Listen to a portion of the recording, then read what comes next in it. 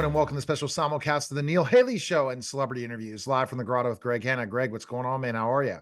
Hey, I'm doing great, Neil. How are you? I'm Fantastic. excited to talk to our rock and sock'em guest today. It's going to be amazing. Yes, our guest today's Butterbean. Amazing story to become a professional boxer. And I even remember watching the story of him when he went to the WWE and knocked out a lot of wrestlers. Ended up knocking out a wrestler at WrestleMania. How are you, Butterbean? Thanks for stopping by. Doing great. Doing really good. All right. So go ahead, Greg, with your first question for Butterbean. Yeah. Hey, man, it's been an amazing pro boxing journey for you. It's different from a lot of other people. And let me just ask you one quick question. Who's like the most famous boxer that you ever fought? Probably Larry Holmes by far. Very cool. And how was that? How was that fight? I had him terrified. He run the whole time. So it was a big, when you're fighting somebody of the top 5 fighters of all time, it was a pretty big deal. Yeah, no, exactly. That's what I wanted to talk to you about that. That's pretty amazing. And real quick question, again, before I pass it back to Neil. Hey, did you think that you were going to have such a huge following as you have when you first started out? You just never really know. Just very fortunate that I get the people that wanted to watch a real fight. Somebody went out there and fought as hard as they could. And you give that to people, you'll get a following. Yeah, so let's go to this Butterbean and that journey. You didn't start out as a professional boxer. Tell that story. Right? Nobody starts out as a professional anything. You got to work for it. Yeah. I fought Tough Man, won all of the Tough Man contests that allowed me to win. Then I went pro after that. Yeah, so going through that Tough Man, when you talk about Tough Man journey, not everyone that went professional boxing went through the Tough Man. How did that prepare you for professional boxing, you think, being in the Tough Man types of contact? It helped a lot. It helped being in front of people. You learn a lot from the Tough Man. You learn if it's for you or if it's not for you. Yeah, absolutely. Okay, go ahead, Greg, with the question. Yeah, but real two quick knockout questions for you. What was your fastest knockout? 3. What was your fastest knockout? What was your favorite knockout? And what's your most memorable knockout? Probably all this. So there's 2 different ones. My fastest was like 8 seconds. Very memorable one also. And then a guy named Louis Monaco was a really quick knockout. That was very memorable. Monaco went on to fight a lot of big names. He knocked out Buster Douglas, knocked out Kevin McBride, which both them guys knocked out Tyson. Okay. Wow. And I think that the way that you definitely you had a really hard knockout punch, right? Explain to people that they looked at you. I'm not a lot of folks. I'm not the one to explain to people. It's people I knock out the one that have to explain it. But yeah, I hit pretty hard.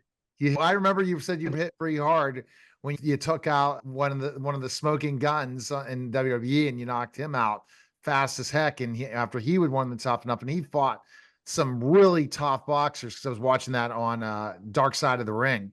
But when you talk about specifically enough, you're fighting, what do you think made you such a great fighter? Do you have mentors that helped you? Or I went out there. I went out there and give the people that won. I went out to fight. I went out, give them everything I got. I didn't want to dance and strategize and play the boxing game. Just who could hit whoever the most and just touch them and move. I wanted to knock somebody out. Okay. Hey, Butterbean, is there anybody that you wanted to fight that didn't, or wanted a chance to fight and hadn't? Tyson's one I've always wanted to fight. I've always wanted to fight Tyson. Now I'd love to fight Paul, just because he said some smart ass stuff about me. Paul, I'd love to knock his out just to shut him up. Yeah, isn't it crazy? He's calling you out, and you say, "What do you think of the Pauls as boxers, Logan and Jake?" Fight Jake's one that made the comments. They come along. He's come along as a boxer. He's progressed a good bit from where he started, without a doubt. The whole Tyson thing, the thing's a scam. I don't think it ever meant to happen, because he's got a fight coming up. It's a very tough fight. No promotion company in the world will let that happen. I just don't think it's ever a real fight. You don't think it'll ever happen still, Tyson? Fighting? No. Why would it? Okay, let's say it's a $200 million fight. When George Foreman went to fight Ali in Zaire, One of them got hurt and they had to stay there for 3 months while the fight happened. They're not going to put another opponent as a substitute fight. They're just not going to do it. No promotion company in the world would do it and take a chance of it. Walk into the ring, he could break his ankle. He could break a knuckle. He could do whatever. They're not going to take that chance on it. I think they did it as a publicity stunt to get his ratings up. They paid Tyson to run his mouth. They're too buddy to be even a fight. It's just not real. Oh. And you heard it from me first. Okay. So if Jake says it's on, I want to fight you, you'll be ready. You could take him out. You think? Yeah, I'm getting ready for one more fight right now. I've been working with a guy named Anthony Go and some other training partners here. Go won the Olympics and the bronze. He's also a wrestler now, but he won the bronze medal in the Olympics. Signed with Golden Boy and detached his right bicep, so he had to quit fighting. But I've been working with him and DDP. I'm getting all my conditioning and strength, and several other people we're working with also. So yeah, I'm real close to ready for one more big fight. Wow. You heard it here first. What do you think of that, Greg? Exactly. I think it's pretty amazing. That's pretty incredible. And the health comeback journey. So tearing your bicep, was there anything else health-wise that was keeping you back after you slowed down a bit? It wasn't the bicep. That wasn't the problem. That happened a long time ago. It was my hips. I'd have both hips replaced. Oh. That And must then have been. basically the strength and conditioning's from DDPY yoga, right? What you've been doing? Right. It's a great workout, isn't it? Amazing. Oh, without a doubt. It's an unbelievable workout. Gives you that flexibility, because I was in the ring for X amount of years as a pro wrestler, and I thought, and now I feel as good as I felt in my 30s at 51. So I know exactly Right. how good it is, because it just other places we didn't think we could stretch, we can stretch now, right? That's the awesome thing about the yoga for sure. What do you? Without a doubt, getting the movement back, because that's important. Yeah. Oh, it's the movement, the flexibility, even the strength. Just the strength from just performing the yoga is just it's unreal. The kind of strength that you can build. What do you think of this? You're still out there doing events and stuff, speaking, things like that. The career after your boxing career, you've been able to really still tell your story and stuff. And there's so many people that you have fans all over the world. It's got to feel great, right? Oh, it's amazing. I've got another 30 years left of my life because DDP. Things are going great. I've been staying busy, keeping busy, having a lot of fun, and spend time with the family. Fantastic. And you're training for this fight that we were just talking about. And when is that going to take place? And walk us through what your training regimen's like besides the yoga. Like, what are you doing for endurance? The yoga, I spar. I got my son fights also professional, so I spar with him and a couple other guys I spar with. Hit the bag a couple times a day during the day, and do my cardio. That's huge. And the thing that the yoga does, it helps also with conditioning. You don't blow up as much. You really, I don't know what it is. It gets the breathing. It's just different stretches that I never did in my life, even when I was a wrestler or a college basketball player. That's the powerful thing of it, for sure. So that was a special simulcast of the Neil Haley Show and celebrity interviews live from the Ground with Greg Hanna. Guys, take care.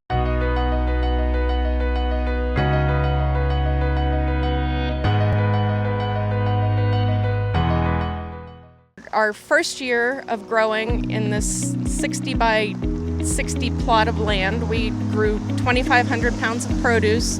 And this past year, we were able to harvest, with the assistance of all of our community partners, we harvested 18,000 pounds of produce. And that produce went directly to each of our 3 food pantries throughout the summer. I've got a dedicated group of volunteers that are out here in the rain. They're also out here in the summer heat when it's 95 degrees. But gardening is a multi-weather activity. I was able to join this group at SHIM and further my love of gardening and help people at the same time.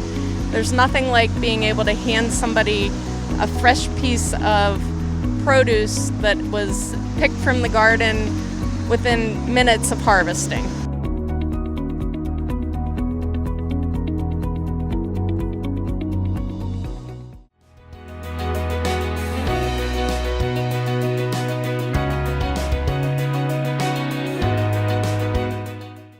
We're back to the Neil Haley Show, and I'm excited to welcome first my co-host, Sherry from Storehouse Media Group. Sherry, how are you? I know you're excited about our guest.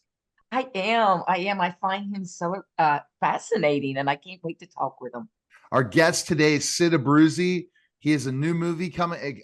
He's a legendary surfer, a skateboarder. You ran into so many different people. You're promoting Water Brother, the Sid Abruzzi story. How are you, Sid? Yes, sir. Thanks for stopping by, man. Absolutely. It's a full honor to be on the show. That's for sure. Oh, I appreciate it. So let's kind of talk about why did you want to tell your story? Why did you want it finally to come out as a documentary? Well, the directors of the family I grew up surfing with their dad, and all the boys, they live in a town called Little Compton. It's about 20 minutes or a half an hour from Newport. They became avid surfers. They stopped at Water Brothers. I sold the director his first surfboard, Chuck, and they started becoming major filmmakers. And then on the other hand, on our end of the spectrum, we've always had the Super 8 cameras in the 70s, the high 8s in the 80s. So we were documenting a lot of our footage, and it just came to be. And we combined 5 decades of film to make this documentary. Well, Wow. you are known as the godfather of Rhode Island surfing, which is quite a title. And I was watching the trailer of your movie about them tearing down your shop. It was March 19th, right? It was just recently. Yeah, thank you. Yeah. Yeah, we've been doing this for a very long time. I started surfing and skateboarding in the early 60s, and we developed the shop in 1971. I started selling surfboards when I was 17 years old, and to this day we're still doing what we do, loving what we love. What do you think makes surfing such a popular sport, Sid? I think it's the freedom of once you're out there in the water, there's a cliche that all your problems go away and everything like that. You don't think about work or anything stressful in your life. And that's true. It's just a really great feeling you get surfing. And then once you get fairly good at surfing, you can sort of just surf the way you like to surf. If you like to surf on a longer board, or you like to sort of carve and rip it up, it's unlimited. It's almost like the feeling a good skier or snowboarder gets. It's the same thing. Once you're on the board, whether it's surfing, skating, snowboarding, or skiing, you can design the line. You understand? It's your freedom to carve it. Well, in your movie's description, and by the way, it was so moving. I mean, it just brought you to tears.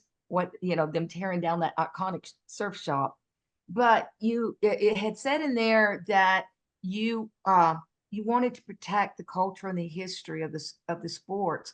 What about it do you think needs protecting? What's that, ma'am? What about the history and the culture of the sports, I guess surfing and skateboarding, did you feel you need to protect?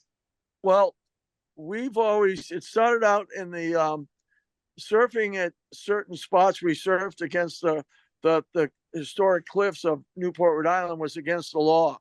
So we had to go to court and fight that. Skateboarding has always been an uphill battle for the kids skating around the streets and stuff like that. So we had to adapt by building skate parks or getting the city to do skate parks. So it's, surfing and skating at one time was sort of an endangered species, you might say. And, we had to stand up for what we believed in.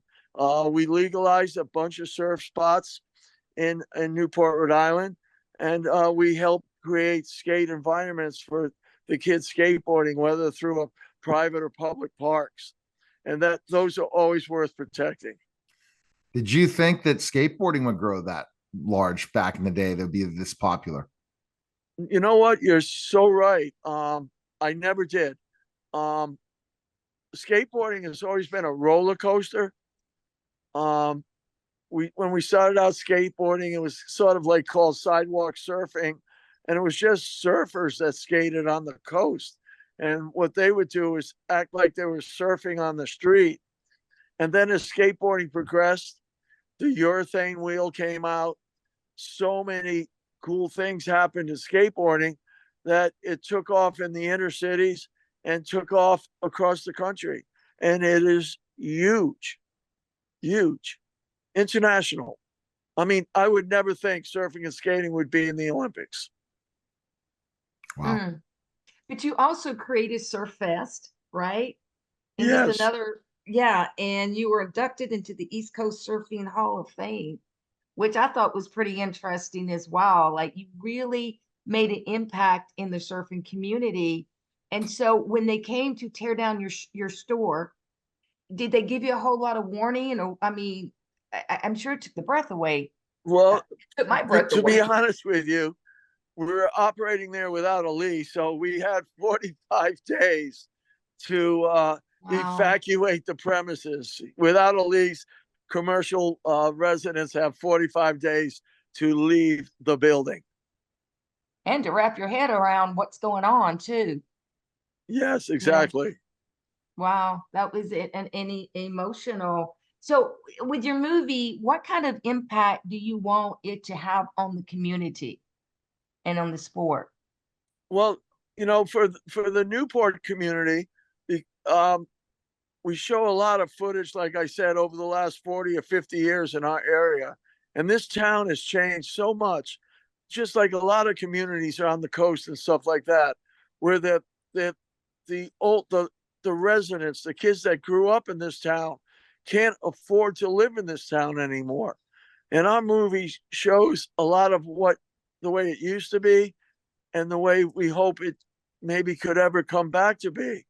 And that's important to me, to show a lot of the history of Newport.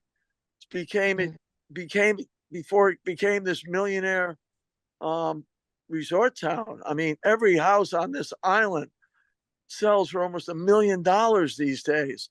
And to grow up here and not have your family home, it's almost impossible to live here. And I think that goes, that resonates across the documentary, along with the freedom of surfing and skating. Now, Sid, you talking about the documentary. I'm sure when you first said I'm going to sign up for this, you didn't know exactly how it would be, right? I mean, exactly. The whole process. I'm going through my documentary right now. I've shot step one into the 3 steps to my documentary. I'm a former professional wrestler who's making a comeback Awesome. at 51. I wrestled with The Rock back in the 90s independently before The Rock. Did you have a wrestling name? Yeah, Big Neil, the Real Deal, Giant Warrior, Leviathan. But I'm going to go back as now. I love it. I'm the media giant now, so I have an agency. I love it. Media giant. So basically, when going through that process of shooting just the first part, remember like having to answer questions of what you went through, your blood, sweat, and tears as an entrepreneur. Absolutely. How you went through all those different things. It's really, I think, 2 things. One, it makes you, it's great to reminisce, but also it's painful because it was not all no, I mean, beautiful. You know what I mean? And that's the hard part. It was like we're the energy we had to give in shooting a documentary. People don't understand, especially because you have to go back to a lot of trauma that potentially happened in your life. Absolutely. I mean, it shows the ups and downs. I mean, there's no denying we were, surfers and skaters are notorious for being at times heavy drinkers and heavy partiers. And we had to relive that whole episode. I've been sober now for 12 years. Right. And my family, went through a lot making this video. Just an awful lot. And then we had COVID come in the middle of our shooting. So it's like you said, it's an emotional roller coaster. How long did it take for you with COVID and everything involved? How long did it take to film that documentary? I would say a solid 5 to 7 years, and My goodness. probably 10 years in concept or Wow. longer. So that's the people. Maybe that's going to take me that long. I'm going to try to get back in the ring by the time. You know, By the time you raise the funds, speaking because on go ahead. speaking on your documentary, like you say, oh man, is it going to take that long? Well, it might, and it just time keeps going on and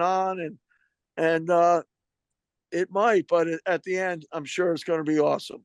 Yeah, because you could shoot it, but then it's the whole fundraising to make it the best thing to come out Right. in theaters. This is the other part. Yeah, so we could go shoot a documentary with an iPhone, God forbid, right? But we wouldn't Right. have the quality that a great filmmaker would bring to the table. A great filmmaker makes stories come alive. Right. Well, that's what we're so blessed by a friend of ours, a friend of mine, and a friend of everybody in this island by the name of Jerry Kirby. We started out with a pretty intense budget, and we were really going nowhere with it. We had a cost of getting all the 50 years of old footage transferred, and we were at a standstill. We were stuck in quicksand. Like you said, getting funding for documentaries is hard because people say, well, documentaries make no money. And Jerry Kirby came up and said to us, let's bootstrap this operation. And the boys, the Caneen brothers, the film company, was ready to do that.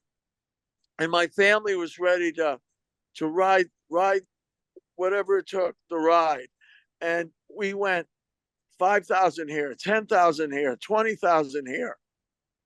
Movie rights, song rights, 50 grand, whatever it was. We bootstrapped it and we finished it. And then I'm going to go back to Sherry right after this question I asked you but people understand that you are talking about two of the most biggest fan bases out there that don't have lots of things about skateboarding or surfing out there as documentaries. So you bring something different to the table, especially when content is not out there as much anymore. So this is a great opportunity for you right now. We're releasing this. Thank you. I appreciate that. And one thing about this movie, it's raw guts out there. It shows the real picture, and there's no fluff in this movie at all. Well, it took a long time for you to make this documentary. There had to be a lot of dedication, commitment, passion involved. When viewers come and watch it and they start walking out of the theater after it's done, what message do you want them to have from your documentary?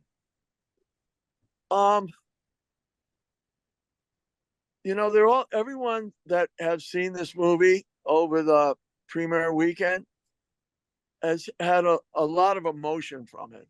A lot of emotion, a lot of tears, a lot of laughing. It expresses a lot of sentiment. We've had one viewer said it had more emotion than Lion King. So I would just hope everyone enjoys it, learn something of it. There's a part of it where there's a lot of drinking and alcohol, and we got through that and prospered after that, and live better lives after that, and we're blessed after that, and so that's important. All right, well, Sid, where's the best place people can check out the documentary?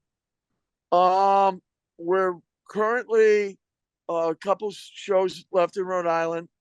We're going to be in New Jersey. Well, first of all, we're going to be at the Angelica Theater in New York City, July 26th to August 1st, every night, 7 nights.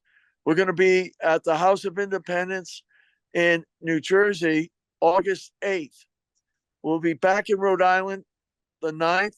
We'll be headline film at the Florida Surf Film Festival, August 17th.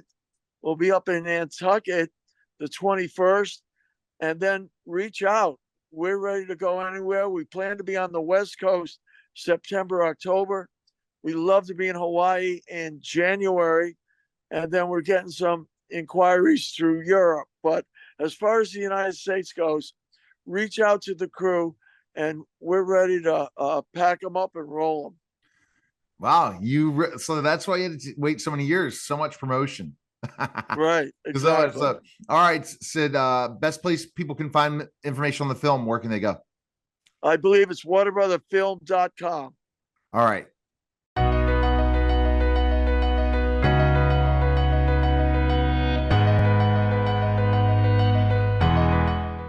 All of the produce you see here is distributed at our 3 food pantries every other week on Tuesday at Baldwin Presbyterian Church, and every other week on Wednesdays at the Wallace Building in Whitehall, and every other Thursday here at the Shim location. The food pantry schedule is on our website, and we look forward to seeing you.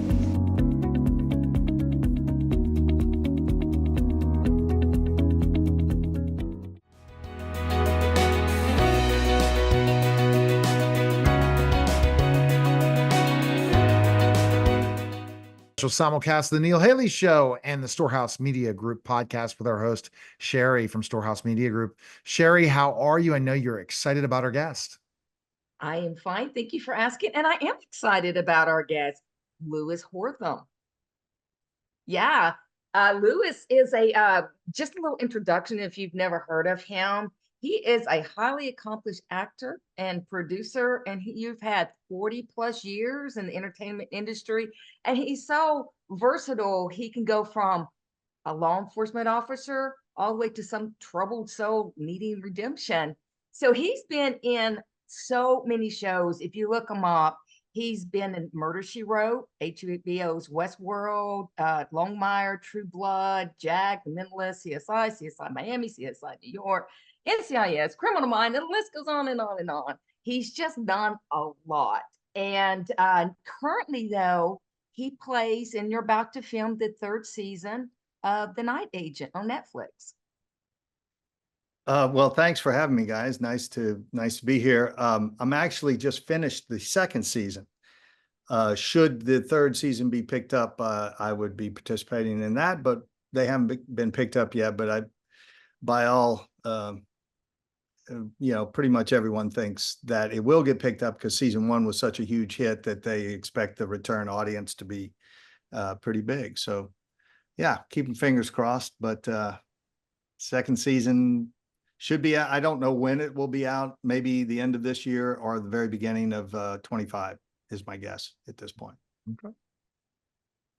So let's kind of, I guess, delve in and let's share I know you have questions. I will do the follow-up. Go ahead with your first question.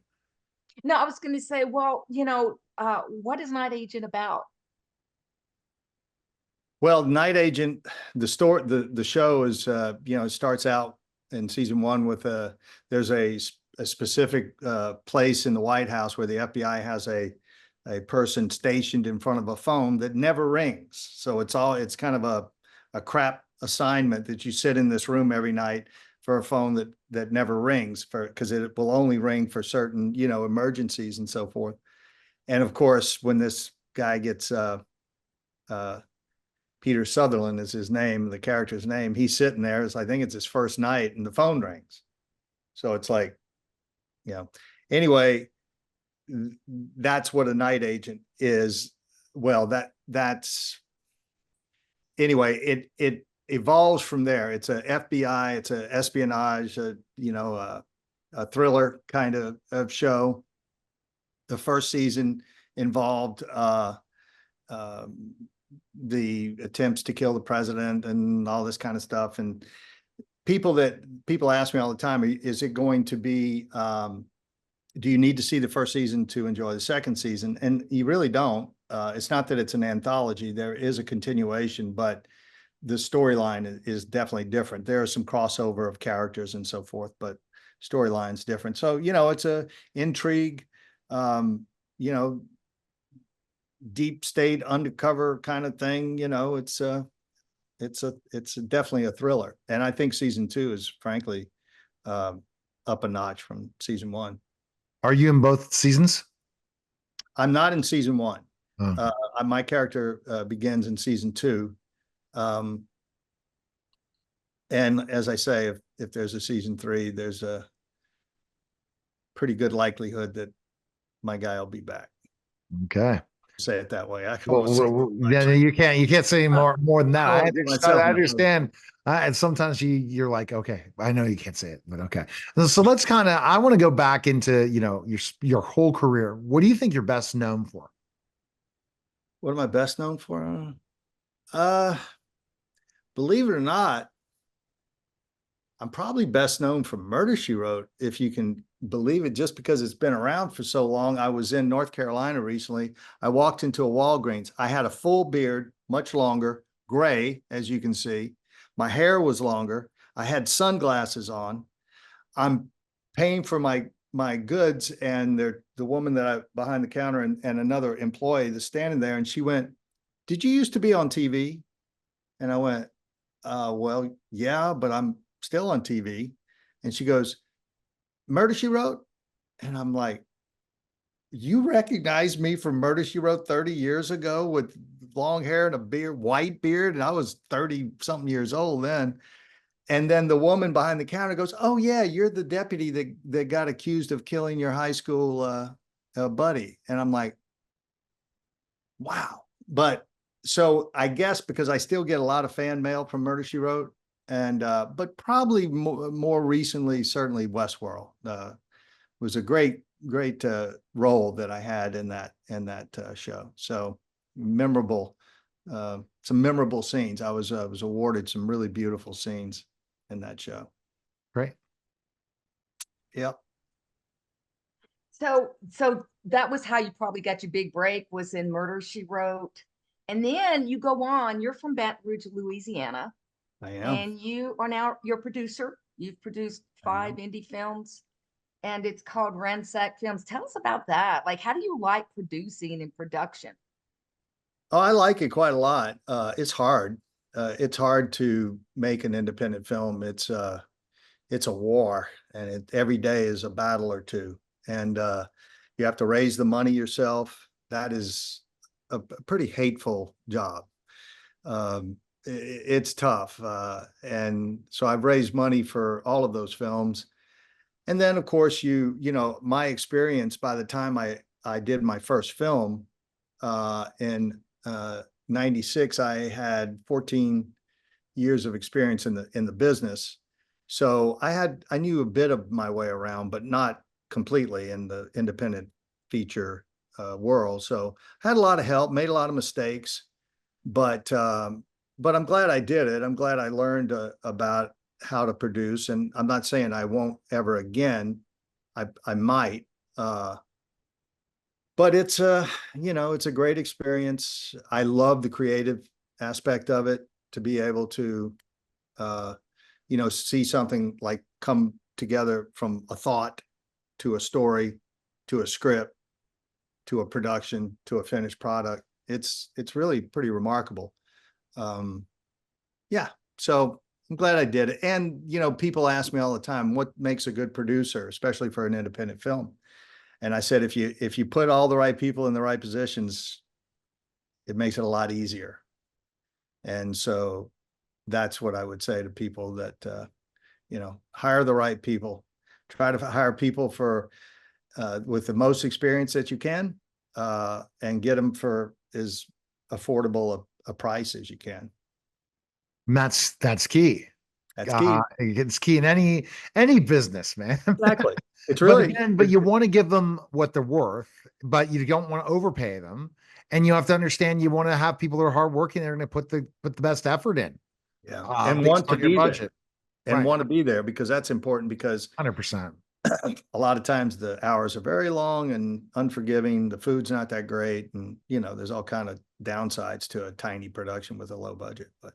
And then it's raising funds. So are you the one that's the main guy on the film? Sometimes as the filmmaker, that you have to go raise the funds to have the movie made?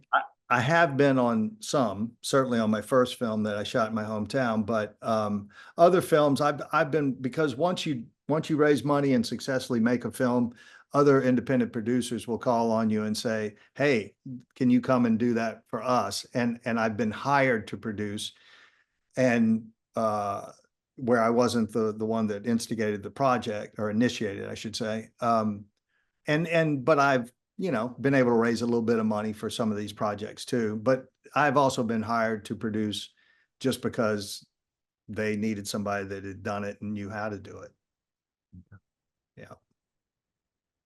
Yeah, I mean, when you were talking about like you had to do it all, I think when you're running a business, I think learning how to do every aspect of that business is important, It is. because it allows you to see what's involved in everybody's role and everybody's job, as far as time, as far as money is concerned.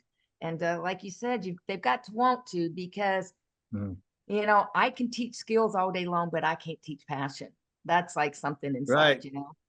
Absolutely right. Of all the films I did, the first, I mean, the most expensive was probably 1.6 million, and the least expensive was 145,000. And that is one of my favorite films, because it's called Red Ridge, and it never really got the kind of play that it deserved. It was very rough, it's a dark, edgy, and oddly enough, it was about human trafficking, and we did it in 2003. And I'm sorry, 2004. And it would be very topical now, but it was a dark, edgy film, but everybody wanted to be there. It's one of the highlights of my career, doing that film, because of the atmosphere that everybody was excited about it, excited to come to work. Nobody got paid. I mean, we got it in the can for $55,000, and then the rest was post. So Wow. Wow. passion. One That of- was the passion. Yeah. Yeah. That was the passion for the topic and issue.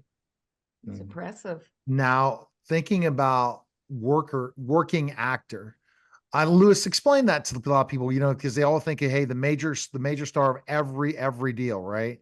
That sometimes that's kind of define that more for me, that it's harder to be a working actor, always working, versus being on one show for X amount of years and then be done in certain ways. Right. Yeah, I think everybody that enters the business, and I wanted to be a stuntman before I became an actor. That was my main goal when I saw the movie Bullet in 1968 with my dad. I wanted to drive stunt cars. But once I became an actor, I think everybody goes into it thinking, oh, I'm going to be rich and famous one day. I can't say that I necessarily thought I would be rich and famous. And even if you are, and you're not willing to admit it, or your ego won't let you admit it, you very quickly realize, I just want to work. That becomes the goal, to be a working actor. And to be what is considered a working actor today is someone who makes a healthy living acting. And you can be an actor who works, is kind of like what you described. And then there's the working actor who makes his living, makes enough money to get his pension and health benefits every year, and becomes a known entity, at least within the industry. Whether or not they're known outside of the industry to the public or not, at least you're known within the industry. And every actor should, aspire to be a working actor. Forget about being rich and famous. Look, if you hit the lottery and you get a big movie and you become famous, really famous, you're going to end up making some really good money.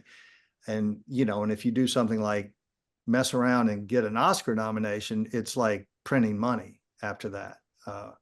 I heard, I worked with Terrence Howard once, wonderful guy, but he did a interview recently where he talked about his, a movie that he was on, that he was offered.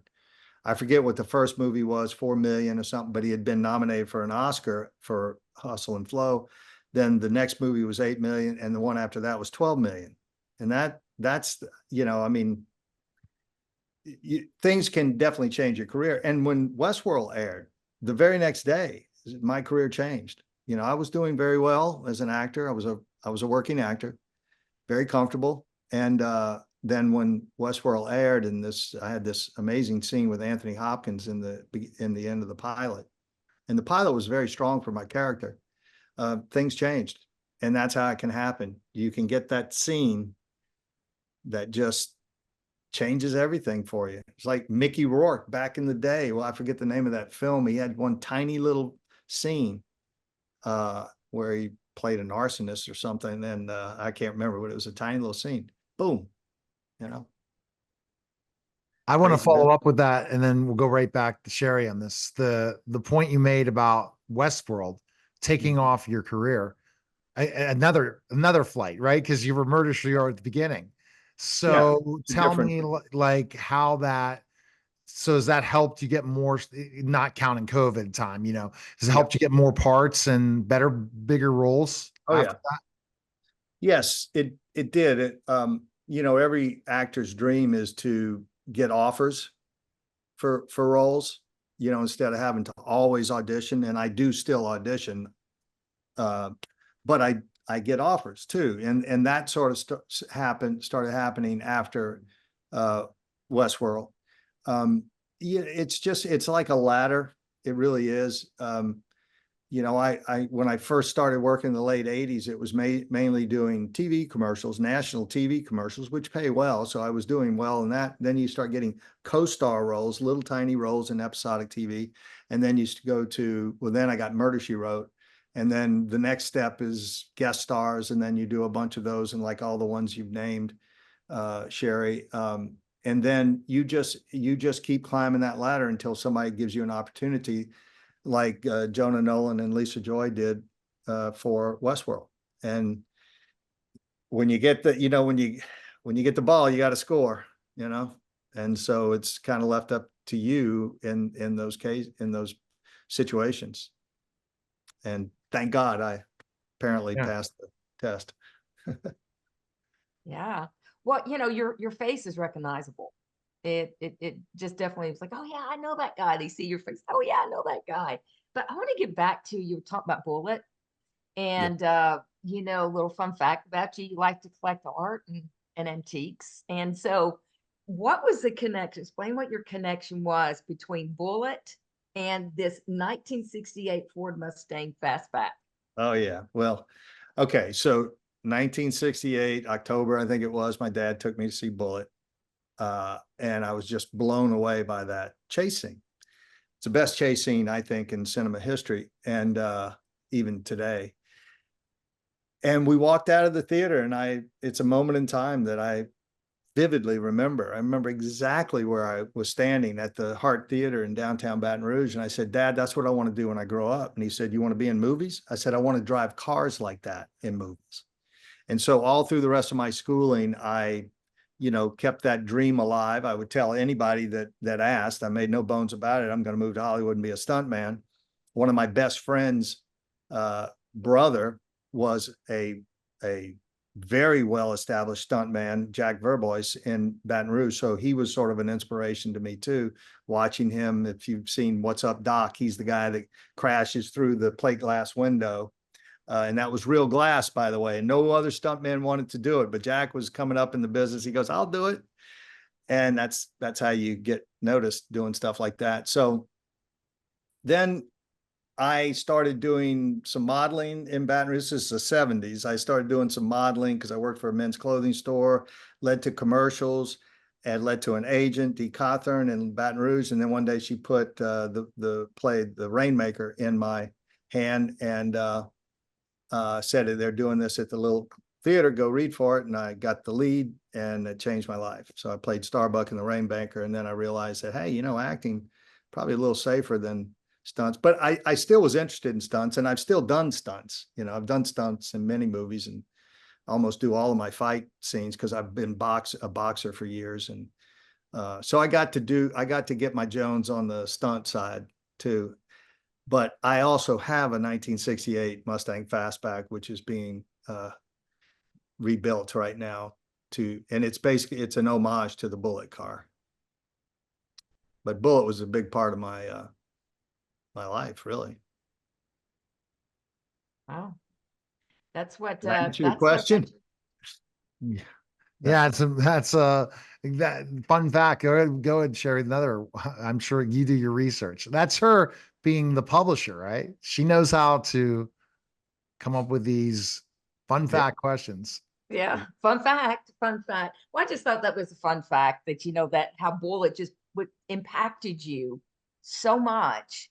And in just like anything else, you just never know. And although you had your sights on being a stunt man, it just kind of turned into something else. So I just think Yeah. that's interesting. I love the backstory too. Fun facts and backstories. And so what's next for you, Lou? What you're so involved in so many things. What's next? Well, we just finished shooting about a little over a month ago, beginning of June, finished shooting season 2. I don't know when it's going to air. Pardon me. And I don't know when season 3 will start. We have to get picked up again first, but I mean, we all pretty much feel that'll happen. So, I mean, I'm speaking of auditioning, I've been auditioning for a couple of things, waiting to hear, and don't really have anything else because I can't take on any role that's going to require like a lot of time, like a series regular, because I'm under contract for this project. But I spent, almost 6 months of the first of the year working on this, so I don't mind taking a little bit of a break. I live in Southern California, and it's nice to be. I was in New York, and not that the weather was that bad, but I'm not really that accustomed to cold weather. And anyway, just kind of taking it easy. I am an art and antique collector, and my sister has a company in Baton Rouge called Art of Art Curated, and we bought a collection of a artist from the 50s, actually the 40s. She painted from the 40s to the 90s. Her name was Elizabeth McCord. So we just bought her entire remaining collection, and we'll start putting that into some galleries and stuff. And so that's kind of a fun hobby for me. So I'm going to be involved in that for the next few months, and we'll see what happens from there. And Wow. I'll get my Mustang back in the next month or two, and it's going to be badass. All right. So best place people can connect with you. Are you on social media that people can follow you? I am. I'm on, I'm on Twitter and Instagram, Lewis_Herthum, HERTHUM. And I'm on Facebook, Lewis Herthum. My account, I've had some imposters, but my account has a green card that says this is my only Facebook, and it's public. I'm not great at the social media stuff. I'm sure people go, oh, this guy's boring. He hardly ever posts anything, but I'm trying to do better. Hey, it's a process. And I think that again, when you're on these bigger shows, they really do a great job to give you those ideas or that boost. The days of having to get you verified without the check, now they just say, go buy it, right? Which is crazy. I think that's terrible. I wish they never would have gone to the verified check mark versus if you earn the verified, not, oh, by the way, you spend that X amount every month. It really just, I think defeated the whole purpose. it totally did. And you're like, come on now, especially for the people that worked hard, like, okay, finally I'm getting noticed. Boom, I got my check mark, for a big show. And then everyone's getting a check mark now. Everybody's got one. Yeah. I feel the same way. I do get involved with shows. When I'm doing a show, I do promote the show. And as you know, I think, I don't know if and Bailey, two wonderful guys, friends of mine, obviously mentioned, but it was social media that saved Longmire. Yeah, I think Abe talked about that. Yeah. Fans definitely were responsible for the show coming back after A&E canceled it. Yeah. Well, they need to say some of these shows that they decided to cancel, they should have kept because they already had everyone in place, before the strike. Now you're looking at, you had some really good shows oh, the ratings weren't to the point. Well, now everyone's scrambling to figure out content. That's for sure. It's Well, I was on a show that got picked up. It was on The Peripheral on Amazon. Season 1 was a big success. We got picked up in February of 23, and then they were pushing the start date because of the impending strike at that time, the impending writer strike. And then the writer strike came, they pushed us a little more. And then the actor strike came, pushed it way to the end of the year. And then after, I mean, actually it was only like a month or so, as I recall, before the strike ended, they canceled the show. So we had the green light for season 2 and it got canceled oh my because of the goodness. strike. So that sucked. That was a great project, man. Great. And character. that's too bad when you have shows that you get people to live through and binge and then say it's over. Yeah, it pisses Yeah. people off. Oh, it totally It does. does. But And you again, hear it too. You know, people are I've- tired of it. yeah, exactly. I've remembered shows and I'm like, come on now. And they just did it. All right. We appreciate it, Lewis. Thanks again, man.